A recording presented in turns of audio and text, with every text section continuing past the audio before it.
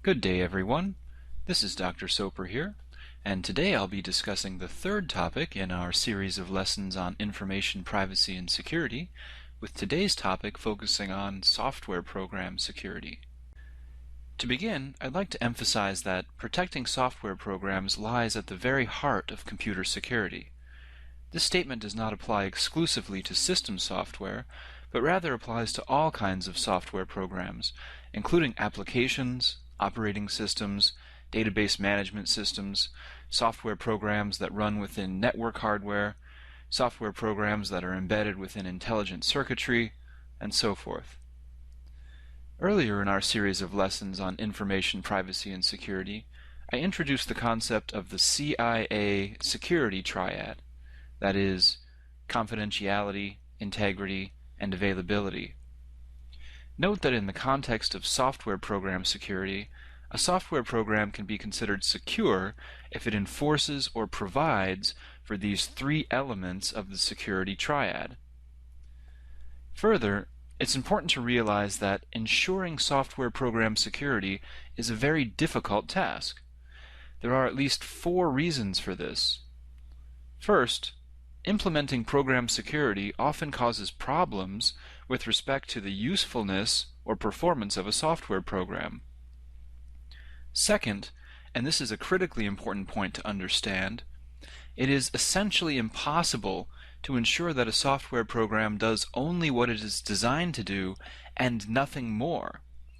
Although it is relatively straightforward to determine whether a program can perform all of the tasks it was designed to perform, guaranteeing that the program will perform only those tasks and that it cannot perform any other tasks is virtually impossible.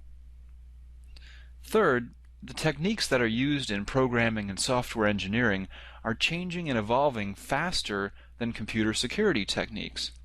And this means that computer security methods will always lag behind contemporary programming and software engineering methods.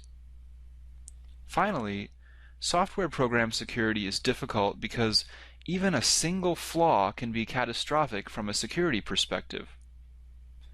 A software program may implement 1,000 different functions, and 999 of those functions might be perfectly secure. The one function which contains a security flaw, however, might still make the user or the entire system susceptible to a disastrous security attack. Before we proceed further, I would like to briefly discuss a few terms related to fault tolerance. First among these is the term error. In the context of fault tolerance, an error is a mistake in a software program that may lead to a fault. A fault, then, is a situation in which the behavior of a computer program deviates from its intended behavior. If left unchecked, a fault can lead to a failure, which is a system malfunction that is caused by a fault. In order to clarify the relationship among errors, faults, and failures, consider the following example. Imagine that a programmer makes an error in her code. When the code is executed, the error generates a buffer overflow fault. The buffer overflow fault then causes the system to crash. That is, it causes a failure. Note that we can classify faults into 2 separate groups according to the manner and frequency with which they appear. Permanent faults are those faults which occur every time a program is executed, while transient faults are those faults which occur only intermittently. Transient faults are, of course, almost always much more difficult to diagnose than permanent faults. Next, I'd like to talk about a series of common vulnerabilities that can appear within software programs. First among these is a vulnerability known as incomplete mediation. Incomplete mediation, or incomplete checking, is a situation in which sensitive data exist in an exposed, uncontrolled condition and are hence subject to manipulation by a malicious user. It's important to realize that incomplete mediation is usually inadvertent, that is, it is usually non-malicious, but it nevertheless can have serious security consequences for a software program. As an example of incomplete mediation, Imagine that this URL is generated by a client's browser during an online purchase. Notice that sensitive information, including the customer ID, the part number, the quantity ordered, the item price, the shipping cost, and the purchase total, are all contained in the URL query string. Now imagine that a malicious user edits the URL directly, changing the item price and the total cost as shown here. When the user instructs her web browser to load this URL, the maliciously modified values are sent to the server. If the server fails to verify the price of the item, then it will accept $25 as the total cost, and including shipping, the user would have purchased 20 of item 55A for just $25, as opposed to the legitimate total of $205. Unchecked or unvalidated data therefore represent a serious vulnerability to computer software programs. To help eliminate such vulnerabilities, it is necessary to anticipate incomplete mediation problems and design software programs such that they rigorously check and validate input data. This can be accomplished in part by relying upon the server to compute sensitive values, such as the total amount due for an online purchase. Another strategy is to use software or website development controls, such as drop-down boxes, radio buttons, and calendar controls, that prevent users from editing input values directly. Finally, it is critically important to check the validity of data values after they are received from the client. From an information security perspective, it is very poor practice to rely exclusively on client-side validation. The next common software program vulnerability that I would like to discuss is known as a race condition, or a serialization flaw. A race condition occurs when two concurrently executing processes produce incorrect computational results. As an example of a race condition, consider this figure, which represents a poorly designed airline reservation system. In the figure, imagine that we have two web customers, A and B, who are trying to book a seat on a specific flight. Further, let's imagine that there is only one seat remaining, and that both A and B are attempting to book the one remaining seat at nearly the same time. The race condition begins when A asks the reservation system if any seats for the flight are available. The reservation system responds yes, because one seat remains for the flight.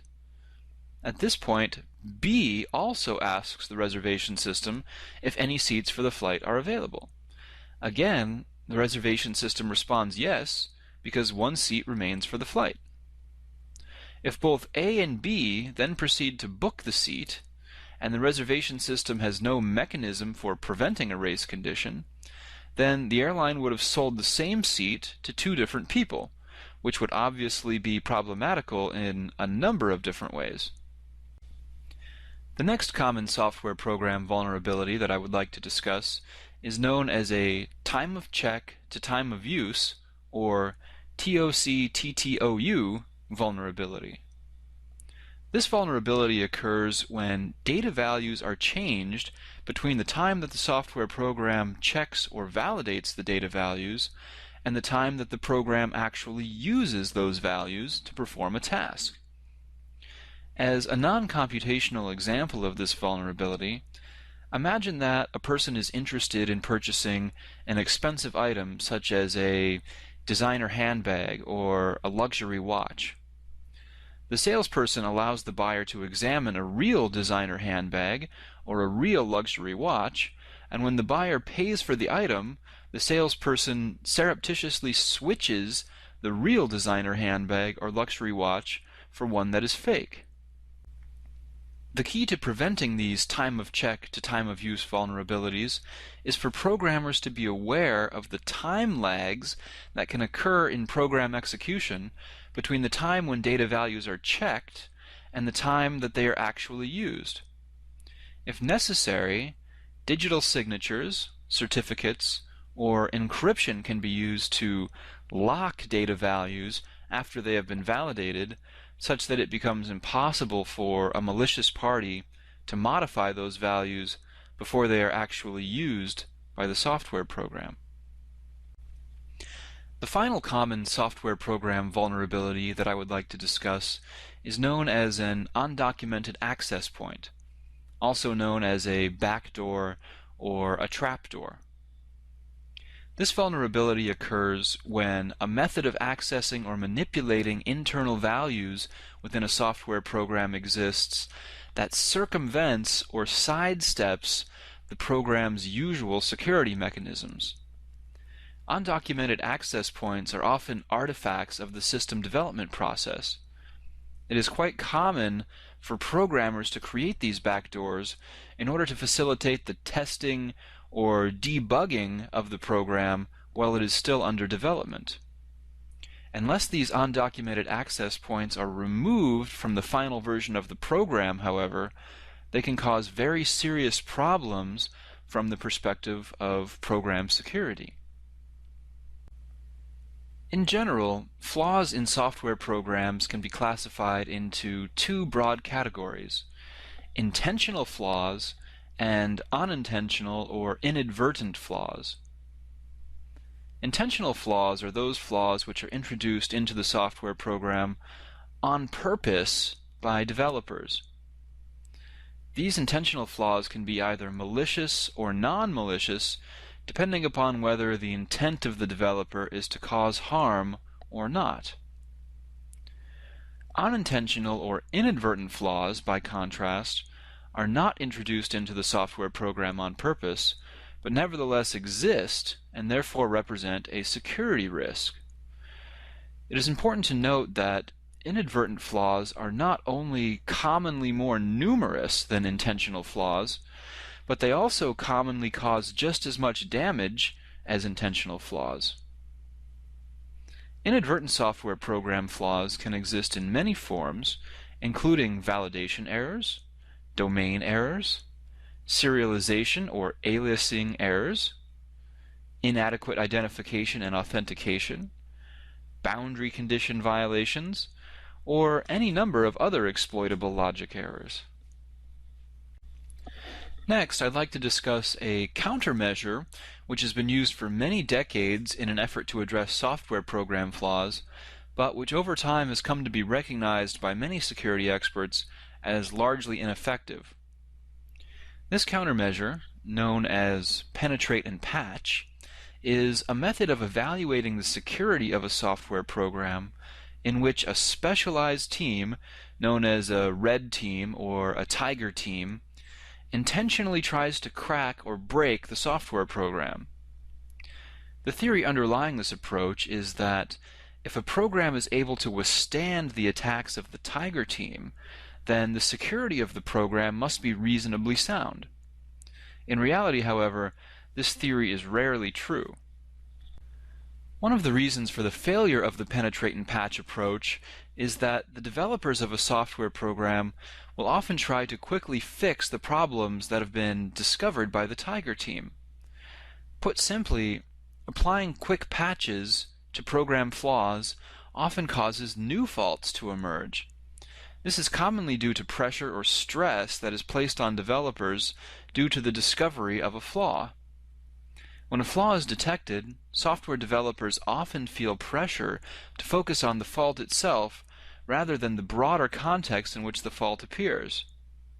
Further, quick patches often have non-obvious side effects. A seemingly minor change in one part of the system, for example, may cause cascading problems which have negative implications for other parts of the system.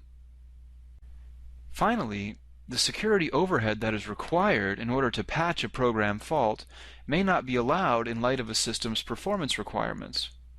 For these reasons, the penetrate and patch method should be abandoned in favor of a more holistic approach, which seeks to control software program threats by considering security issues throughout the entire software development process. As a process, developing a software program involves many different tasks, including requirements analysis, design, implementation, testing, review, documentation, deployment, maintenance, and so forth. Security concerns permeate and interconnect all of these tasks, and therefore must be actively considered throughout each phase of the software development lifecycle. Also note that because these tasks are rarely carried out by a single person, the social relationships that exist among the developers of a software program can have substantial impacts on the program's security. In light of the interconnected nature of the tasks that must be carried out in order to design and implement a software program, controlling against program threats can be most effectively accomplished by considering security issues on an ongoing basis throughout the entire software development process. Put another way, rather than waiting until the testing phase of the software development lifecycle before efforts are undertaken to identify and correct flaws in a software program, a much more effective strategy toward ensuring program security is to actively think about and implement security mechanisms and controls throughout each phase of the software development lifecycle. One of the ways of enhancing the security profile of a software program is to design the program on the basis of modularity. Modular software programs are composed of many subcomponents called modules, which can be defined on either a logical or a functional basis. Each of these modules should be designed to meet 4 criteria. First, each module should perform just one function. Second, each module should be small. Third, each module should be as simple as possible. And finally, each module should be able to perform the task for which it was designed in isolation. By building software programs using a set of small, independent modules, the likelihood of encountering security flaws is lessened dramatically because it makes the software code easier to maintain and the program easier to understand. A modular design also enables each module to be tested and studied in isolation, thus allowing the cause of a security flaw to be more easily identified. One way of thinking about modularity in software program design is to consider an analogy with a jigsaw puzzle. Just as a jigsaw puzzle is comprised of a collection of independent, interconnected pieces, so too is a modular software program comprised of a collection of independent, interconnected modules. What's more, each module is simple, small, and understandable, just like each individual piece in a jigsaw puzzle. When the modules are assembled in a proper fashion, the result is a complete software program. Other software design practices that can be used to enhance program security include both encapsulation and information hiding. Encapsulation refers to a programming practice in which a module's inner workings are hidden from other modules. Consider, for example, a situation in which an encapsulated module is designed to compute a specific value for a managerial report. By preventing the other modules which comprise the program from knowing how the value for the report is actually computed, security is enhanced, since any weaknesses that might exist within the module are effectively hidden from the rest of the program. The practice of information hiding is similar to encapsulation, but information hiding refers specifically to the data values that are stored within and used by an encapsulated module. Put another way, information hiding refers to a software design practice in which the actual variables or data values that support an encapsulated module's internal computations are not visible or accessible to other modules within the program. Additional strategies that can be used during the software development process to control against program threats include both mutual suspicion and confinement. As a philosophical design principle, mutual suspicion proposes that when it is necessary for two software programs to interact, each program should be suspicious of the other. That is, a software program should never fully trust another program.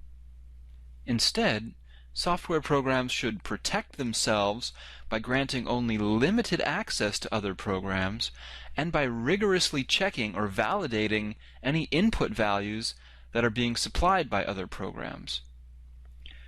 Confinement, on the other hand, refers to a computing principle in which an operating system actively seeks to protect the system and other software programs by isolating and confining any programs that are suspected of being untrustworthy.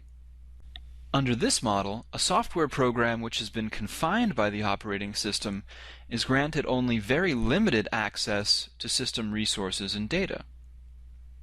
Examples of software programs that are strong candidates for confinement by an operating system include both Adobe Flash applications and Java applets that are downloaded by a user's browser as the user navigates the web. Since these applications might be written by anyone, it makes sense from a security perspective that they should be confined by the operating system. As a user of software programs, it is important for you to realize that a security danger exists when you adopt too many technologies from the same vendor. The reason for this is that a vendor will commonly design its software programs such that the programs easily integrate and communicate with one another. Highly integrated systems, however, enable potential security flaws to easily cascade from program to program. For example, Microsoft Internet Explorer and all of the Microsoft Office programs are highly integrated not only with each other, but also with the Windows operating system. A serious security flaw in any one of these programs, then, might be able to easily cascade to the others because of their high degree of integration. From a security perspective, it is much less likely that a security flaw in one program will be able to impact other programs if the flawed program is not highly integrated with those other programs. This is what is meant when we speak of genetic diversity in the context of computer security. Here we see how security issues can be considered throughout each phase of the software development process with a view toward producing secure software. Beginning in the requirements analysis phase, we should consider the ways in which the system might be abused. As we proceed through the process of designing the program, potential threats, vulnerabilities, and countermeasures should be an active part of our calculus.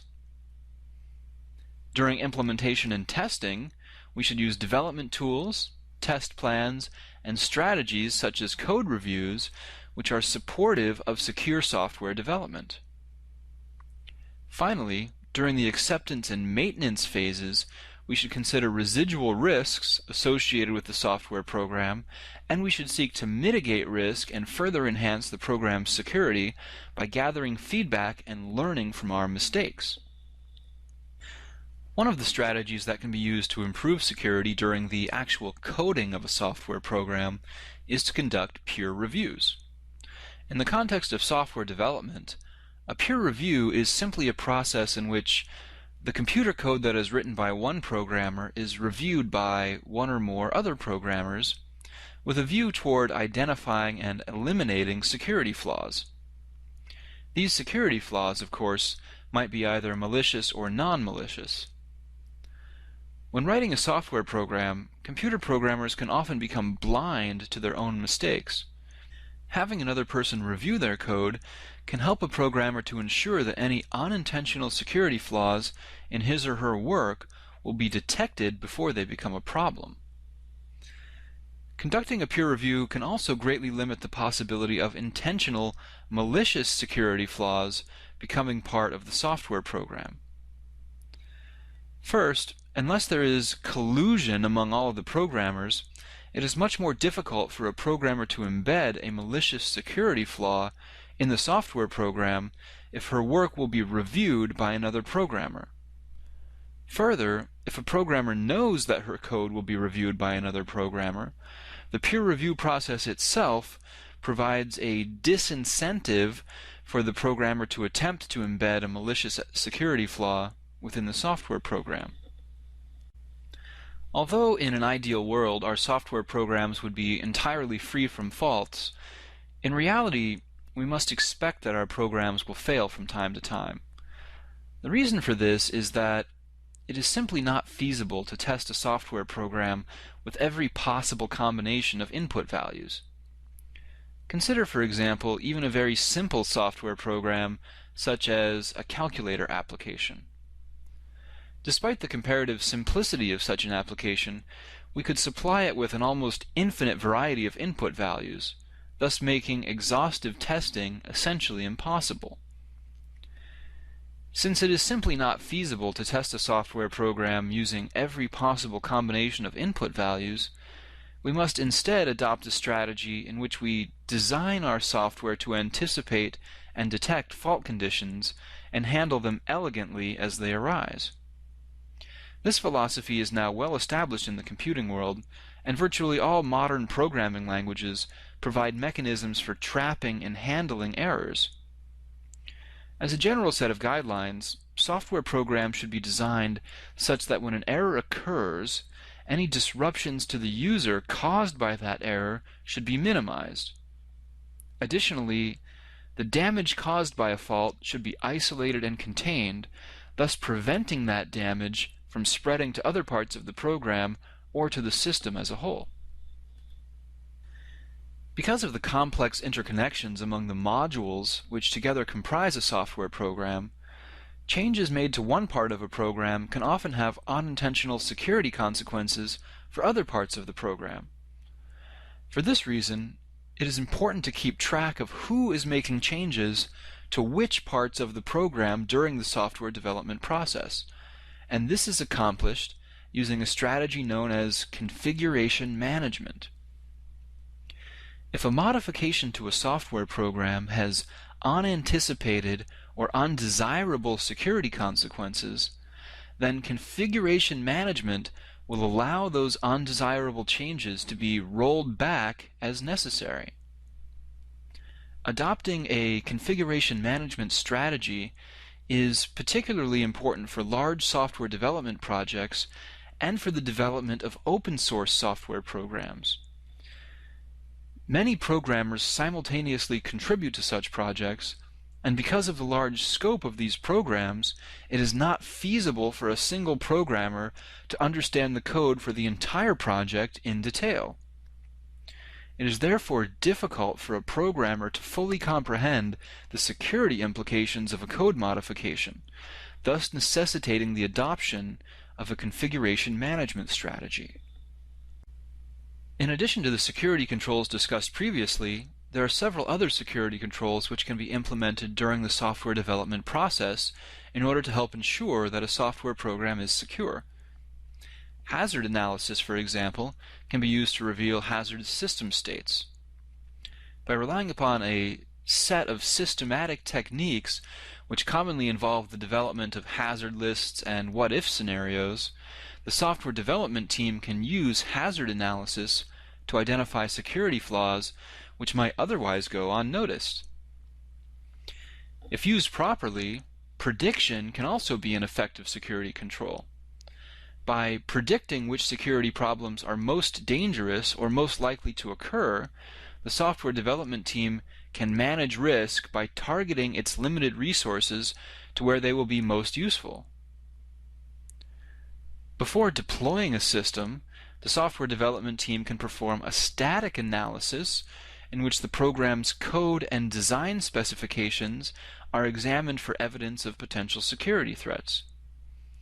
The focus of such analyses is almost always on a software program's control flows, and data structures.